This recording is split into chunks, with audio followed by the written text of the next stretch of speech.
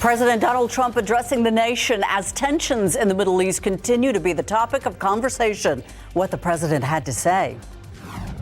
And we're watching for the potential for some thunderstorms by the end of the week. We've got the absolute latest coming up. Live from KSAT12, the news at noon starts right now.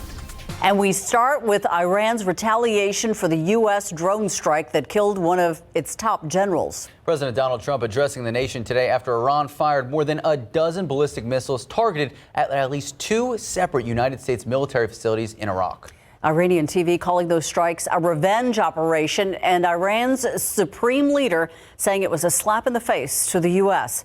Our Sarah Costa has more. This morning, President Trump addressing the nation with the vice president by his side, responding to that counterattack by Iran. Iran appears to be standing down, which is a good thing for all parties concerned and a very good thing for the world. Overnight, the United States assessing the damage at two military bases in Iraq where American troops were stationed, targeted by Iran in a revenge attack. This video by Iranian state TV reportedly showing missiles aimed at one of the bases. The regime burying its top commander, Qasem Soleimani, hours after the country launched several ballistic missiles in response to his death. This morning, 30 miles from Erbil, the capital of Kurdish Iraq, local security forces removing fragments from what they say was an intercepted missile that landed there. There have been no reports of U.S. coalition or Iraqi casualties, the Iraqi government saying Iran alerted them prior to the attack. Iran defiant, but adamant they do not want war. The Iranian foreign minister tweeting, "We do not seek escalation or war, but will defend ourselves against any aggression." Iran's supreme leader Ayatollah Khamenei calling the strike a slap in the face to the U.S., demanding President Trump pull all American forces out of the region. Sarah Costa, KSAT 12 News. A mid-morning scare at the Toyota plant on the south side after smoke started coming out of a piece of equipment. Firefighters tell us workers thought there was a fire just before 8 this morning. This was not in the main building, but in a supplier's building. Firefighters say there was no fire, just smoke coming from the equipment. It's not clear how much damage was caused. And right now, San Antonio police still searching for two suspects after a shooting on the northwest side. All of this happening at an apartment complex on Sherrill Brook Road. That's near Broadview Drive and Bandera Road. Investigators say the men were sitting outside an apartment. That's when they got into a fight with the suspects. That's when a gun was pulled out. The victims were shot. The suspects then took off. And police in Hill Country Village also investigating a shooting. They tell us a victim was shot while he was in the parking lot yesterday evening. Police say it happened near 281 in San Pedro around 9:30 last night. Hill Country Village police say the people inside this SUV pulled into the parking lot. The driver got out to talk to someone in another car, and that led to the driver getting shot. The shooter drove off. Police say they have limited information right now because they have not been able to speak to the victim. We are hoping to learn more about a case involving a missing teen in Honda. That teen reunited with her family. She disappeared back in October. Hondo police have been searching for 14-year-old Eva Garcia. And at one point, it even led to an Amber Alert.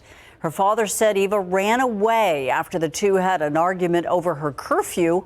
The Bexar County Sheriff got involved because there were reports that she could possibly be hiding in the San Antonio area. This week, though, Hondo police searched a local residence in that city and Eva was found.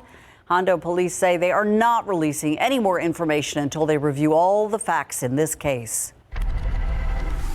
Leading SA is a new segment here at KSAT. We sit down with some of our elected officials and some of the leaders of our community. This week, I sat down and spoke with Mayor Ron Nirenberg about the issues our community sees and his vision of the future. One topic that was prevalent in both conversations, transportation. The mayor says that our public transportation system is underfunded and he has big plans for the future.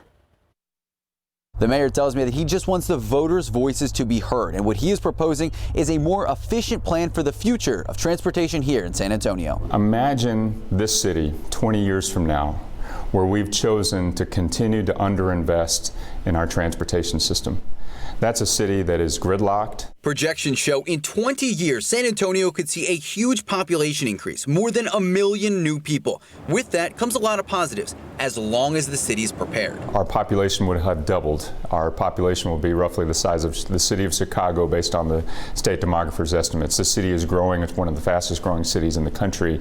Business as usual is a guarantee for us all to be in gridlock over the next several years because traffic is increasing by about 75% over the next 2 decades. And the mayor sees a direct connection between our public transit systems and our local economy and our local education. One of the biggest factors in poverty and simply a family being able to make ends meet is housing costs, but also transportation costs. Having an ability to get to work, get to school, get to home in an efficient, affordable manner. And therefore, a public transportation system, one that's viable and efficient and effective, is an absolutely critical component of our fight to end poverty in San Antonio. The next step is the 2021 ballot vote. There, the people of San Antonio, they can decide to use the city's sales tax funds on the New Age transportation plan. The mayor tells me that he just wants voters' voices to be heard, and he tells me that what he is proposing is a more efficient future plan for the transportation system here in San Antonio. Max Massey, KSAT12 News. And this is just one of the numerous topics discussed in this week's leading essay. You're going to see various topics from the mayor throughout the shows this week, culminating in a long-form piece Sunday morning at 8 a.m. There, we're going to discuss the visions of the future of the Alamo City, crime rates, homelessness, and big ideas for what's next in innovative forms of transportation.